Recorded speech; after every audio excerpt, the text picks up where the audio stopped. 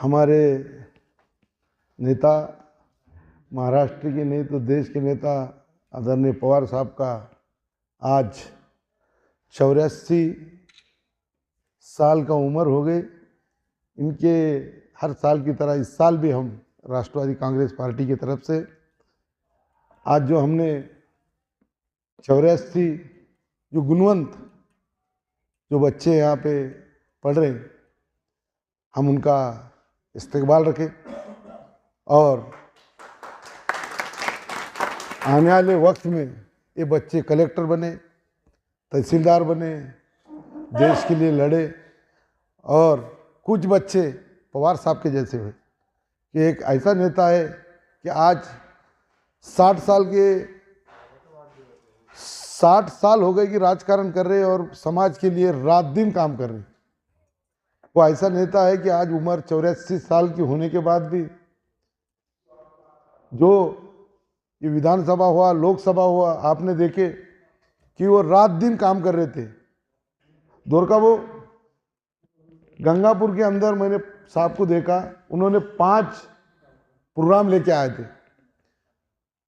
5 programme लेने के बाद 6 पौने 6 बजे थे, वो पायलट बोल रहा था कि बोले आप नहीं उड़ाने आता हेलीकॉप्टर, उनको घनसांगी को जाना था, मगर वो पायलट को बोले मेरी मौत नहीं आती, बोले अभी इतनी जल्दी, जब आएंगे जब मरूंगा मैं उड़ा। बोले छठे इसको घनसांगी को गए वो तो 5 प्रोग्राम लेने के बाद दिन में से अपन एक प्रोग्राम लेते तो यहाँ क्या शहर के अंदर थक जाते, वो पूरे महाराष्ट्र के अंदर उस दिन 6 प्रोग्राम लिए और वहाँ से गंगापुर के पास से वो पायलट नहीं उड़ान रहा था, उसको बोले कि चल उड़ यहाँ से और वो प्रोग्राम को जाना है मेरे को। ऐसा उन्होंने रात दिन महाराष्ट्र के वास्ते काम करे, लोगों के वास्ते। ये देश के अंदर यही नेता ऐसा है कि सारे समाज को लेके चलने वाला नेता है और इनकी आज जन्मदिन है। आज हमने वरिष्ठों को 84 ये बच्चों का तो हमने गुणवंत बच्चों का इस्तेमाल रखे, वैसे ही हमारे वरिष्ठ जो हमारे बुजुर्ग है, जो हमारे साथ हैं, जो पार्टी के लिए रात दिन काम कर रहे, जो निष्ठावान है, जो पार्टी जाती रहती, वो पार्टी में जो दलाल और वो जो पैसे के पीछे जाने वाले वो जाएंगे, मगर जो पवार साहब को जो मानने वाले हैं तो आज उनका इस्तेकबाल हमने रखे।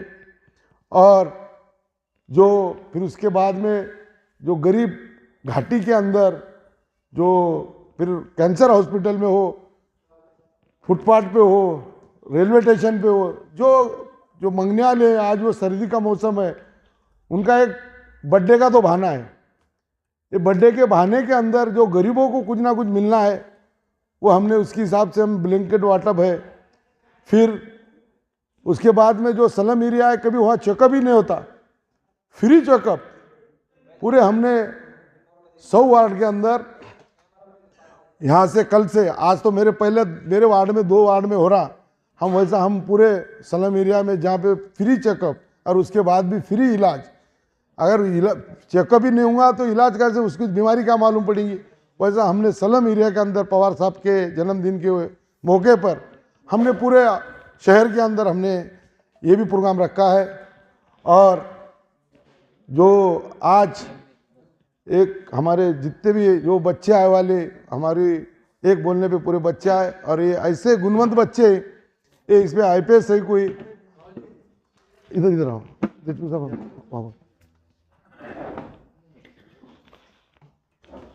आने वाले वक्त में देश का ये हमारी वैसे मेरे बेटा की जैसे बच्चे भी, बेटा भी आए वाली, ये भी जो आप IPS है और बहुत अच्छा पढ़ रहे, इनको भी आने वाले वक्त में IPS बने, देश के लिए काम करे, ये मुबारकबाद देता हूँ और मेरे 2 बात ख़त्म करता हूँ। हम सबके सीनियर नेता किशोर भाऊ जी, नाथ नाना, मीना ताई, शहद देश खाजा भाई, जुबैर मोतीवाला, मुन्ना भाई, उद्धव बंसोड़े, अल्पसंख्यक के शहद देश ताहिर भाई, पश्चिम के अध्यक्ष राजेश मोरे, पूर्व के अध्यक्ष हमारे विठल यादव, एडवोकेट वकील साहब का नाम क्या, एडवोकेट प्रधान साहब, और उपस्थित सभी भाइयों और बहनों, बच्चों और बच्चियों, आज का दिन हम सबके लिए बहुत खुशी का दिन है, इसलिए कि हमारे सर्वश्रेष्ठ नेता आदरणीय पवार साहब का 84वां जन्मदिन है। मैं सबसे पहले उनके जन्मदिन की आप सबको मुबारकबाद पेश करता हूँ। आदरणीय पवार साहब का हमेशा नारा रहा है कि 80% समाजकारण 20% राजकारण। तो हमने आज राष्ट्रवादी कांग्रेस ने ठहराई है कि पवार साहब के इस जन्मदिन पर कुछ सामाजिक कार्य हाथ पे ले जाएं। जब भी ख्वाजा भाई ने आपके सामने उसकी तफसील सुनाई है, आज हम ये काम अंजाम देने वाले हैं। और जहाँ तक राजकारण का विषय है, आपने देखा है कि इस देश में लोकशाही को ख़त्म करने का एक प्रोसेस चल रहा है, संविधान को बदलने का एक प्रोसेस चल रहा है, लोगों को समाजों का आपस में लड़वा कर राजनीति करने का एक प्रोसेस चल रहा है। तो हमको ये भी अब समाज का एक भाग हो गया है। इसको हमको समाज कारण के रूप में लेकर ऐसी शक्तियों से लड़ने का काम आगे करना है। आप देख रहे हैं कि आज आदरणीय शरद पवार साहब 84 साल के हैं। इस उम्र में उनको कुछ पॉलिटिकल कुछ हासिल करना नहीं है, लेकिन आने वाली जनरेशन्स को ये मसाइल जो फेस करना है, उसको अभी से वो लड़ने की उन्होंने तैयारी की है। और आज आप इलेक्शन का रिजल्ट आके 4 दिन नहीं हुए तो पवार साहब पूरे महाराष्ट्र में, बम्बई, दिल्ली घूमना शुरू कर दिए कि ये जो इलेक्शन वोट चोरी का जो धंधा इस देश में शुरू हुआ है, इससे पूरी देश की लोकशाही खतरे में आ गई। इसलिए आज सारी सेक्युलर पार्टीज और सभी विरोधी पक्ष इस मत का हो गया है कि हमको ईवीएम यानी मशीनों का विरोध करना है और बैलेट पेपर वोटिंग की डिमांड करना है। उसकी एक मुस्तकिल लड़ाई पूरे देश में शरद पवार साहब के नेतृत्व में पूरे देश में चलने वाली है और इसमें हमको तन मन धन से शामिल होना पड़ेगा। एक बात याद रखिए कि आज जो लोग सत्ता में हैं वो सिर्फ मशीन के सहारे से, और आज जो इतने मजबूत हो गए कि सरकार में वो हैं, अदालत में उनके जज बैठे हुए हैं, इलेक्शन कमीशन के जेब में हैं, उनसे हमको इंसाफ मिलने की उम्मीद नहीं है। इसलिए इन शक्तियों से लड़ने के लिए हमको ऐसा ही लड़ना पड़ेगा जैसा हमने अंग्रेज़ों के खिलाफ लड़ा था। यानी ये समझ लीजिए कि हमको इनके खिलाफ एक लड़ाई छेड़ना है, जो जहाँ जरूरत पड़ी तो हमको अपनी जानों की कुर्बानी देना पड़ेंगे, लेकिन हम इस देश में लोकशाही को बचा के रहेंगे। और जो लोकशाही हमको महात्मा गांधी ने, पंडित जवाहरलाल नेहरू ने, बाबा साहब अम्बेडकर ने और ये पूरे हमारे पूर्वजों ने हमको दिलाई थी, इसकी रक्षा करने के लिए आज हम सबको सामने आना जरूरी है। सत्ता रहे या न रहे, पार्टी आती जाती रहती, सत्ता आती जाती रहती है, लेकिन ये देश एक रहे, ये समाज एक रहे। ये जो आज समाज को तोड़कर जो राजनीति करे समाज को तोड़ने का, इसको हमको बंद करने के लिए हम सबको अपने समाजों में लड़ना पड़ेगा। एक दूसरे के भाइयों को समझाना पड़ेगा कि देखो ये सब बहाने हैं। अब आप देख रहे हैं कि आजकल पेपरों में रोज़ पढ़ते होंगे आप कि हर मस्जिद के नीचे एक मंदिर निकल रहा है। खुद आरएसएस प्रमुख का परसों स्टेटमेंट आया कि उन्होंने कहा कि अरे भाई, हमने एक मस्जिद के लिए कहा था, तो ये तुमने क्या तमाशा लगा दिया। तो ये तमाशा इन लोगों, सत्ताधारी लोगों ने लगाया है कि इनको इस मुल्क में अमन चैन रखना ही नहीं है, तो तुम आपस में लड़ते रहो, हुकूमत करते रहेंगे बस। और हुकूमत करने का रिजल्ट क्या है? कौन सी समाज की समस्याएं ये हल कर रहे? महंगाई आसमान को छू रही है, नौजवानों में बेरोजगारी आम है, महिलाओं का संरक्षण नहीं हो रहा है, इंडस्ट्रीज बंद हो रही है, यानी हज़ारों मसाइल।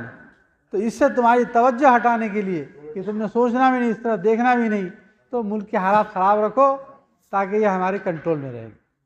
तो ऐसी परिस्थिति में आज हमको हमारे साहब के 84वें जन्मदिन पर इस बात का अहद करना है कि आने वाले दिनों में हमें इस देश में लोकशाही जिंदा रखने के लिए, समाज को एक रखने के लिए हम सबको अगर तन मन धन की कुर्बानी देना पड़ी तो हम देंगे और इस मुल्क की जमहूरियत को ज़िंदा रखेंगे। यही मैं आज के इस मौके पर आह्वान करते हुए अपनी बात ख़त्म करता हूँ। जय हिंद, जय राष्ट्रवादी, जय। हमारे महाराष्ट्र के माइनॉरिटी कार्याध्यक्ष जनाब मुश्ताक साहब, हमारे शहर के शहर अध्यक्ष जनाब ख्वाजा भाई, मुन्ना भाई, हमारे ताई पात्रिकर सर और तमाम मुअज़्ज़िज़ हमारे नगर सेवक साहब और अजीज़ तरीन साथियों, बहनों और बेटियों, आज जो प्रोग्राम लिया जा रहा है इसका मकसद आप सभी लोगों को मालूम कि जनाब शरद पवार साहब की ये 84वीं सालगिरह है और इस खुशी के मौके पर ये प्रोग्राम लिया जा रहा है। शरद पवार साहब का ताल्लुक एक किसान घराने से है। आज से 84 बरस में जो उनका दौर रहा, उस दौर में उन्होंने जो संघर्ष किया वो नौजवानों के लिए, हमारे लिए एक प्रेरणा है। जिस तरह से उन्होंने सत्ता में रहते हुए और सत्ता के विरोध में रहते हुए जो काम किए, तो वो काबिल तारीफ है। महिलाओं को 50% जो आरक्षण मिला वो हमारे पवार साहब की देन है। किसानों को जो सारी स्कीमात है वो हमारे पवार साहब की देन है। किल्लारी में जब भूकंप आया था, सबसे पहले कोई पहुंचा था तो पवार साहब थे। तो अनेक काम है जो पवार साहब को उसका श्रेय जाता। आज इस नाजुक दौर में जब देश इस नाजुक हालात से गुजर रहा, स्पेशली महाराष्ट्र जो अगर देखें आज हम लोकतंत्र खतरे में इस वक्त। देखिए, हुकूमतें आती जाती रहती है, लेकिन ये मौजूदा जो वक्त है यहाँ पर हमें एकजुटता के साथ खड़े रहना पड़ेगा, क्योंकि जातिवादी ताकतें अपने बल पर, अपने सत्ता के बल पर जो हम पर हुकूमतें लाद रही है वो हमारे लिए बहुत घातक है। परसों का वाकया देखिए, परभनी में संविधान की कॉपी को फाड़ दिया गया, जिस पर पूरा हिंदुस्तान चलता। अगर उस कॉपी को अगर फाड़ दिया जाए, जला दिया जाए, आपस में लोगों के नफरतें फैला दिया जाए, तो ये इंडिकेशन बहुत बुरे लग रहे हैं। मुसलमान, दलित, सिख, ईसाई, इस देश की जो तो सुंदरता ये है कि एकता में ही अनेकता है। इस देश में अगर हम एक साथ मिलकर इस देश को आगे बढ़ाएं, लेकिन देश की हालत ये है, आज नौजवानों को कहाँ नौकरी है, महंगाई कहाँ है। जो हमारे मुद्दे हैं उसे छोड़कर हिंदू, मुसलमान, दलित, सिख, ईसाई इस तरह से कर दिया जाएगा तो आपस में हम लड़कर बटकर कुछ हासिल नहीं होगा। तो ये देखते हुए हमें इस देश को आपस में अपने भाईचारे को साथ में मिलाकर आपस में एकजुट होकर संघर्ष करना है। और शरद पवार साहब का जो विचार है, जो विचारधारा है, जो उनकी जीवन शैली है, जिस तरह से उन्होंने हर कौम को अपने साथ लेकर चला, जिस तरह से वो आप भी लेकर चल रहे हैं। 84 बरस में एक बीमार शख्स उठकर पूरे हिंदुस्तान में जो तो एक संघर्ष की जो तो यात्रा निकालकर 240 सीट, नहीं तो आज हुकूमत हमारी रहती। कान पे से गोली गई। आज हुकूमत इंडिया गठबंधन की होती थी। और आपने देखा कि 10 सीटें राष्ट्रवादी कांग्रेस पार्टी ने महाराष्ट्र में पिछले लोकसभा 4 महीने पहले लड़ाई थी, जिसमें से 8 सीटें हमारी आई थी। ऐसा क्या हुआ कि आज हमने 88 सीटें लड़ाई और हमारी जो तो 10 सीटें आती है। कांग्रेस की 15 आती, शिवसेना की 20 आती है। तो यहाँ पर अपनी ताकत के बल पर हुकूमत, मौजूदा वक्त हुकूमत ने ईवीएम में घोटाला कर ये सेटलमेंट किया, और ये हमारे पर जो तो मौजूदा हुकूमत हमारे सर पर लाद दी। तो हमारा काम है, ये बहुत नाजुक दौर है, इस नाजुक दौर में सोचे समझे, जज्बात में ना आए, साथ मिले, संघर्ष करे, क्योंकि आपको ये आने वाले ये पूरे 5 साल संघर्ष में गुजारना है। हर वक्त हमें ये नहीं मालूम कि कल क्या होने वाला है, शाम में क्या होगा, दोपहर में क्या होगा। अपने ख्यालात को, यहाँ पर नौजवान बच्चे हैं, बेटियां हैं, इन सब से मैं तमाम लोगों से कहूँगा कि अपने विचारों को खुला रखो, अपने जहन को साफ रखो, पॉजिटिव थिंकिंग की तरफ जाओ। अपने बाजू में जो पड़ोसी है उसको देखो, आप घाटी हॉस्पिटल जाकर देखो, आप अपने नीचे वाले को देखो, ऊपर वाले को मत देखो। आप जब गरीब को देखेंगे, उसकी परेशानियों को देखेंगे, तो आपको महसूस होगा कि हम बहुत अच्छे। तो आपको इस संघर्ष को जारी रखते हुए, अपने साथियों को साथ लेते हुए, अपने भाइयों को साथ लेते हुए, चाहे वो हिंदू हो, चाहे मुस्लिम हो, चाहे सिख हो, ईसाई हो, तमाम मज़ाहिब को एक नज़र से देखकर, अपने कंधे से कंधा मिलाकर इस मुल्क को आगे बढ़ाना है और हमें संघर्ष करना है। और संघर्ष उन लोगों के खिलाफ जो हमारे समाज को 2 कौमों के बीच में फाड़कर ना इत्तेफाकी पैदा कर देंगे। आज हमारा मुल्क पीछे हो गया, हमारी जीडीपी कहाँ है? आज सिर्फ दो लोग देश चला रहे, अडानी और अंबानी। इंडस्ट्रीज का है, बाहर की इंडस्ट्रीज हमारे पास यहाँ हमारे इस मुल्क में आने के लिए तैयार नहीं है। वो इसलिए कि कहीं उनको ऐसा लग रहा है कि हम अगर यहाँ ग्रोथ कर गए तो अडानी और अंबानी हमारे प्लांट ना छीन ले। तो ये वक्त नौजवानों के लिए ज़्यादा से ज़्यादा तालीम हासिल करो। आपको स्कॉलरशिप वगैरह मिलने वाली नहीं। आपको अगर एक वक्त खाना कम खाना पड़े, एक वक्त कम कपड़े पहनना पड़े, कि आपको एक जोड़ा अगर कम सिलता है वही धोना है वही पहनना है, तो आपको संघर्ष करना है, तालीम हासिल करना है।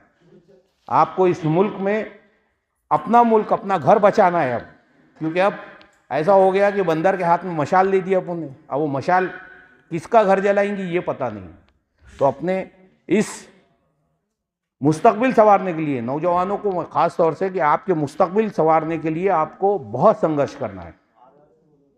तो यही इन विचारों के साथ मैं आप तमाम लोगों को आपने कहने का मौका भी दिया। धन्यवाद। सुधाकर सोनवणे, मुश्ताक भाई देशमुख, विनाखरे, चव्हाण, खाजाभाई, जुबेर भाई, उपस्थित सर्व बंधू आणि भगिनी, दरवर्षीप्रमाणे आपण या ठिकाणी हा कार्यक्रम घेतो पवार साहेबांच्या वाढदिवसाच्या निमित्तानं।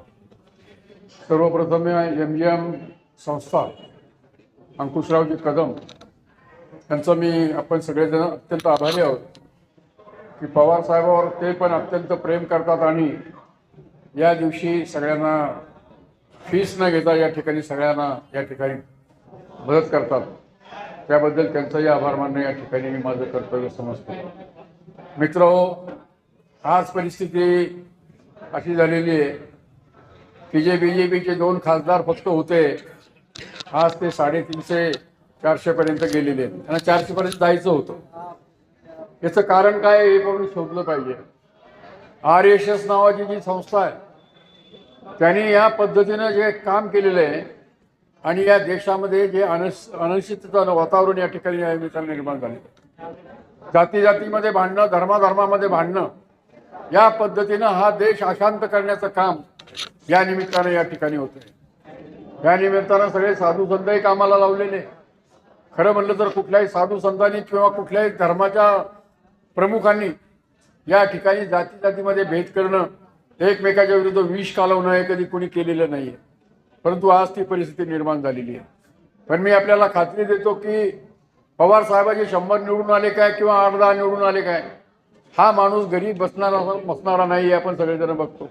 निश्चितपणानं देशामधल्या सगळ्या पक्षांना बरोबर घेऊन सगळ्या लोकांना एकत्र विचार या ठिकाणी एकत्र करून या निमित्तानं हा देश पुन्हा या BJPच्या जोखडातनं मुक्त करण्याचं काम निश्चितपणाने पवार साहेब करतील। आणि आपल्या सगळ्यांच्या वतीनं मी प्रार्थना करतो की त्यांना या ठिकाणी उदंड आयुष्य लाभावं या कामासाठी आणि हा देश परत एकदा सर्व धर्म समभाव या पद्धतीनं या ठिकाणी राहावा अशा प्रकारचं आव्हान या निमित्तानं करतो। परत त्यांना या ठिकाणी दीर्घायुष्य लाभावं आणि अधिक काम करण्याची समाजाप्रती त्यांना शक्ती द्यावी अशा प्रकारचं आव्हान करून मी थांबतो। धन्यवाद। काँग्रेस पार्टीचे सर्व भारत देशाचे जाणते राजे शरदचंद्रजी पवार साहेबांचा आज वाढदिवस आहे। या निमित्ताने इथे आपले शहर जिल्हा अध्यक्ष खाजाभाई, मुश्ताकभाई, काळे नाना, पाथरीकर दादा, ताई, आमचे पूर्वचे शहर अध्यक्ष जाधव साहेब, मित्रमंडळी, बंधू भगिनी, आपण सर्व इथं आज साहेबांचा वाढदिवस साजरा करण्यासाठी जमलेलो आहोत। साहेबांचं आज 84वा वाढदिवस आहे। साहेबांबद्दल जेवढं बोलणार तेवढं कमीच आहे, कारण साहेबांचं व्यक्तिमत्व खासदारकी लोकसभा लढवलं त्यावेळेस आपण बघितलं होतं की आपले भरभरून सीट्स आलेल्या होत्या आणि आमदारकीच्या वेळेस जी पद्धत, जी परेशानी तुम्ही सगळ्यांनी पाहिली, पण आपले साहेब अजून डगमगले नाहीत। त्यांनी एकही स्टेटमेंट दिलं नाही की तुम्ही खचून जाशाल म्हणून। त्यांचं म्हणणं एवढंच होतं की आता आपल्याला 5 वर्ष संघर्ष करायचा आहे। असे व्यक्तिमत्व असणारे आपले साहेब यांना वाढदिवसाच्या खूप खूप शुभेच्छा देऊन माझे 2 शब्द संपवतो। धन्यवाद। आज 12 तारीख 12 महिना आणि बारामतीकर शरदचंद्रजी पवार साहेब यांचा जन्मदिन आहे. त्यानिमित्तानं आपण या ठिकाणी जमलेलो आहोत. म्हणजे हे असं समजायला हरकत नाही, आता गिनेचुने लोक आहे आणि यांचीच खरी पवार साहेबावर भक्ती आहे. नहीं तो टाइम आया कि फुल हो जाता है. क्या है की म्हणजे संधी साधून इथं आलेले लोक नाहीत. इथं पवार साहेबावर प्रेम करणारे लोक आहेत.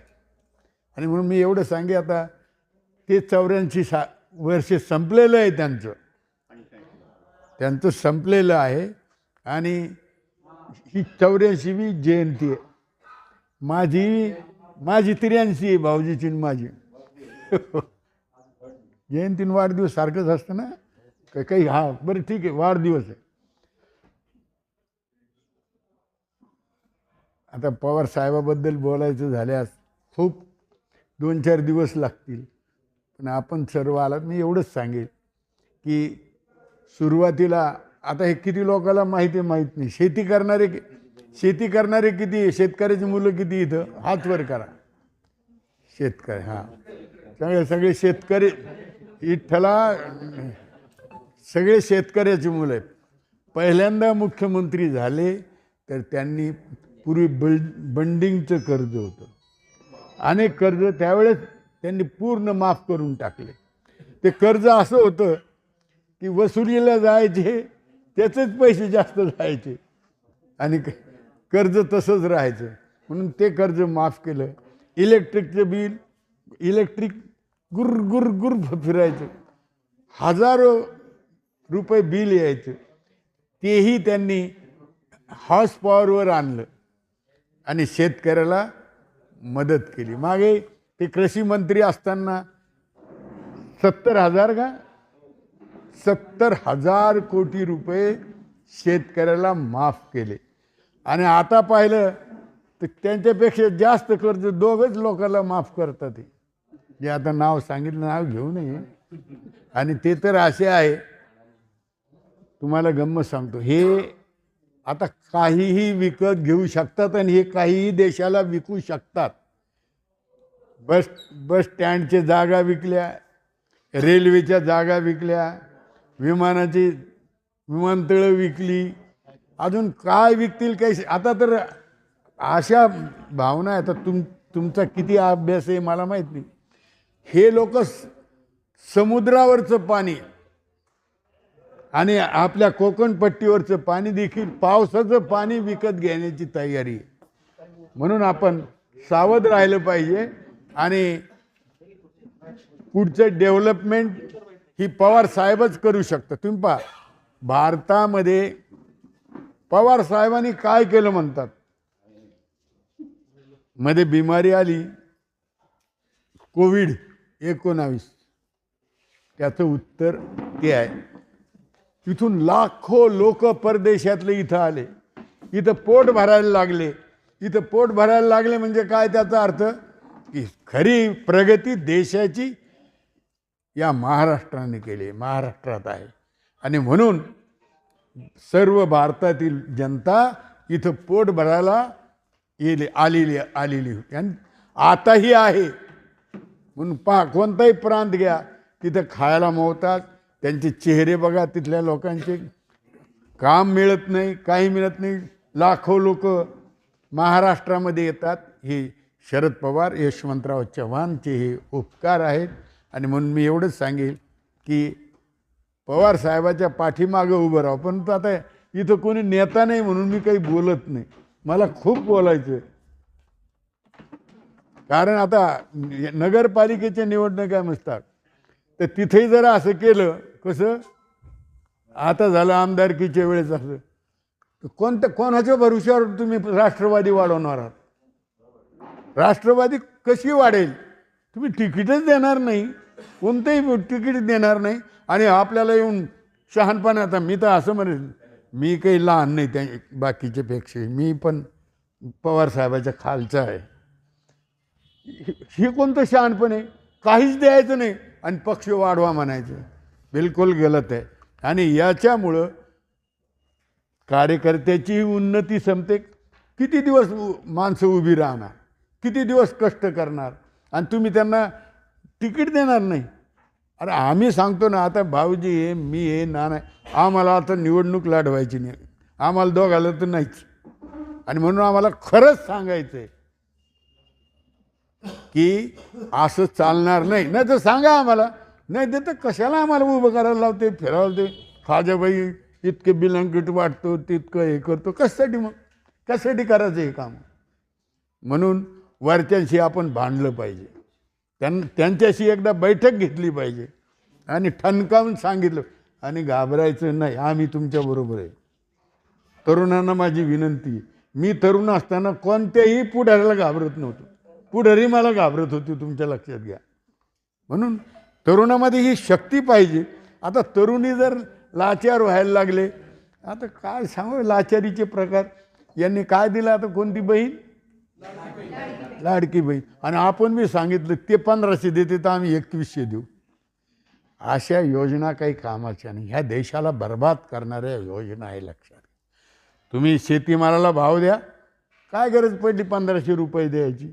बाकी मजुराला, काम करण्याला किंमत द्या, काही गरज नाही ना या असे पैसे वाटण्याची. म्हणून देश जर उभा करायचा असेल तर माणसामध्ये उर्मी निर्माण करण्याची शक्ती निर्माण करा, त्यांना ऊर्जा द्या, तरच देश वाढेल. आणि लाचार समाज उन्नती करू शकत नाही, देशाला मोठं करू शकत नाही. आणि हे सगळे समाजाला लाचार करण्याचे प्रयोग सर्व करीत आहेत. म्हणून मी याच्याशी सहमत नाही, एवढं बोलतो. आणि मला बोलण्याची संधी दिली त्याबद्दल तुमचे आभार. आणि पुन्हा मार्गदर्शन वगैरे काही करता येत नाही, तुमचं सगळ्याचं दर्शन घेतो आणि माझं तुमचं. आज पवार साहेबांचा 84 वाढदिवसानिमित्त आपण इथे जमलेलो आहे. या कार्यक्रमासाठी आपले शहराचे शहर अध्यक्ष खाजाबाई, तसेच माजी आमदार किशोर पाटील साहेब, तसेच आमचे लाडके जिल्हाध्यक्ष सुधाकर दादा, तसेच आमचे कार्याध्यक्ष अभिषेक भैया, महाराष्ट्राचे आमचे मुस्ताद भाई, युवकाचे अध्यक्ष प्रशांत भाई, आणि इथे जमलेले माझे बंधू बहिणींनो, आज आपण 84 वाढदिवस साहेबांचा करत आहे. आज साहेबांनी महिलांसाठी धोरण राबवलेले आहे. आज महिला कुठे कुठे काम करताय, आज विमान चालवतात, सैन्यदलामध्ये आहे. महिलांना समानतेचा हक्क पवार साहेबांनी मिळवून दिलेला आहे. म्हणून आम्ही आज महिला जगामध्ये असं चांगल्या प्रकारे वावरत आहे. त्यामुळे आम्ही सगळ्यांतर्फे, राष्ट्रवादी पक्षातर्फे, तसेच माझ्या फॅमिलीतर्फे आणि माझ्या मित्रमंडळीतर्फे साहेबांना उदंड आयुष्य देऊ हीच नम्र विनंती.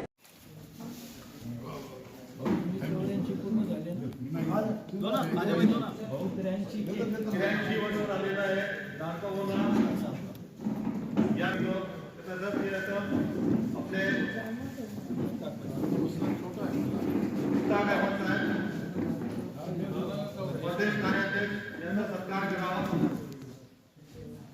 त्यानंतर डॉक्टर नानासाहेब साहेब यांचा पण सत्कार करावा.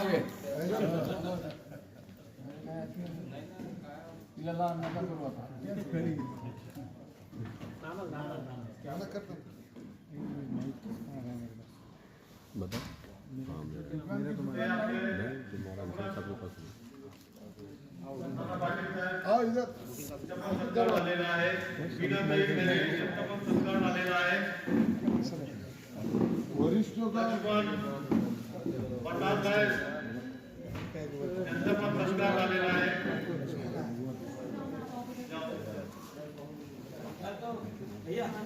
आज गंगे अध्यक्ष साहेब विकास देशमुख साहेब, खाजा भाई इधर देखो थोड़ा, शाम डाले बाद इधर देखो खाजा भाई, विकास देशमुख साहेब, शाम डाले बाद इधर देखो खाजा भाई, इधर देखो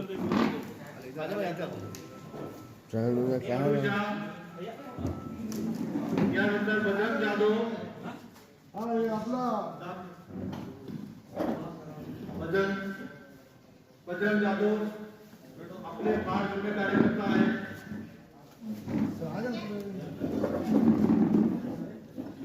हा कुत्रा तुम्ही समोर या. देशमुख साहेब, तावडे साहेब समोर या. देशमुख साहेब समोर या. आणि आपले दिव्यांग सेलचे इंग्रज साहेब त्यांचा पण सत्कार करा. अशोक मनमोहन साहेब पुढे या. खाली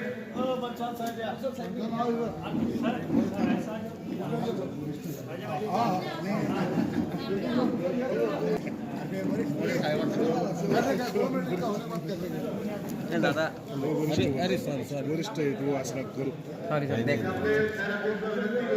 दादा बोला ना वरिष्ठ हो गई वरिष्ठ हो गई दावन कार्यकर्ते को पूरा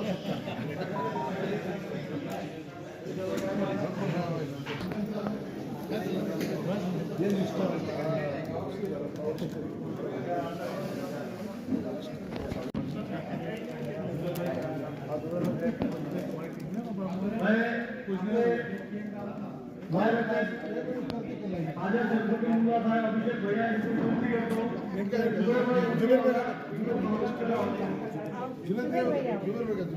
करो देशमुख देशमुख साहब के साथ लोग देशमुख साहब इलेक्शन की